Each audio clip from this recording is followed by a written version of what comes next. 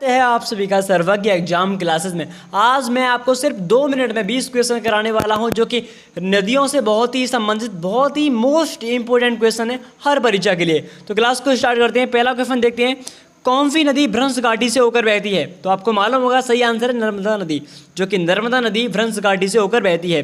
दूसरा क्वेश्चन, दामोदर नदी कहाँ से निकलती है? तो छोटा नागपुर पठार से, छोटा नागपुर पठार से। तीसरा क्वेश्चन देखते हैं, सिंधु नदी की एक सहायक नदी जो हिमाचल प्रदेश से होकर बहती है तो उसका नाम है सतलुज नदी। कौन सी है सर?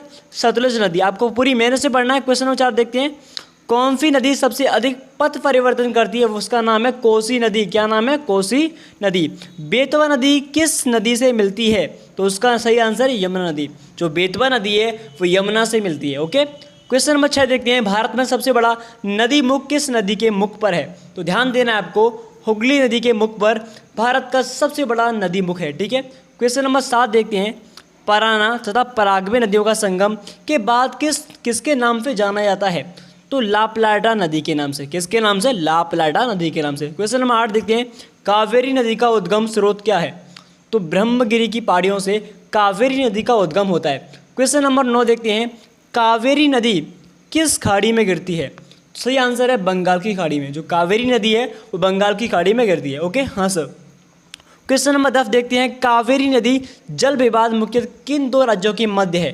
तो कावेरी के जो विवाद चल रहा है 2 राज्यों के मध्य, कर्नाटक और तमिलनाडु। कौन से हैं सर? कर्नाटक और तमिलनाडु। अगला क्वेश्चन देखते हैं, क्वेश्चन नंबर 11, किस सभ्यता को नील नदी का वरदान कहा जाता है? तो सही आंसर है मिस्र की सभ्यता। जो मिस्र की सभ्यता है उसको नील नदी का वरदान कहा जाता है। बहुत ही मोस्ट इंपोर्टेंट क्वेश्चन आपके लिए। क्वेश्चन 12 देखते हैं, यूरोप की कौन सी नदी कोयला नदी के नाम से जानी जाती है? तो राइन नदी। जो राइन नदी है उसे कोयला नदी के नाम से जाना जाता है। क्वेश्चन नंबर 13 देखते हैं, किस नदी का उद्गम स्थल भूमध्य रेखा के निकट से होता है? तो सही आंसर है नील नदी, जो कि विश्व की सबसे लंबी नदी कौन सी है? नील नदी से बोलते हैं। ठीक है। क्वेश्चन नंबर 14 देखते हैं, विश्व की सबसे अधिक विश्वासघाती नदी किसे कहा जाता है? तो जिसका नाम है हांगहो नदी। क्या नाम है सर? हांगहो नदी। ठीक है। अगला क्वेश्चन देखते हैं 15 वाला, कौन सी नदी ये क्वेश्चन बहुत मोस्ट इंपोर्टेंट है 15 वाला, कौन सी नदी मकर रेखा को 2 बार काटती है? तो उसका सही आंसर है लिम्पोपो नदी। जो लिम्पोपो नदी है वो मकर रेखा को 2 बार काटती है। क्वेश्चन नंबर देखते हैं 16, कौन सी नदी भूमध्य रेखा को 2 बार काटती है? तो उसका आंसर है कांगो नदी। जो कांगो नदी है वो भूमध्य रेखा को सिर्फ 2 बार काटती है। ध्यान देने, जो मकर रेखा है, भूमध्य रेखा है, विषुवत रेखा है, इन पे जो नदियाँ निकलती हैं वो बहुत ही मोस्ट इंपोर्टेंट हर परीक्षा के लिए। क्वेश्चन नंबर 17 देखते हैं, किस नदी को यूरोपीय व्यापार की जीवन रेखा कहा जाता है? यानी कि किस जो नदी है उसको यूरोपीय व्यापार जो बिजनेस होता है उसकी जीवन रेखा कहा जाता है? तो सही आंसर है राइन नदी। क्वेश्चन नंबर 18 देखते हैं, बांग्लादेश में किस नदी को पद्मा के नाम से जाना जाता है? तो सही आंसर है गंगा नदी।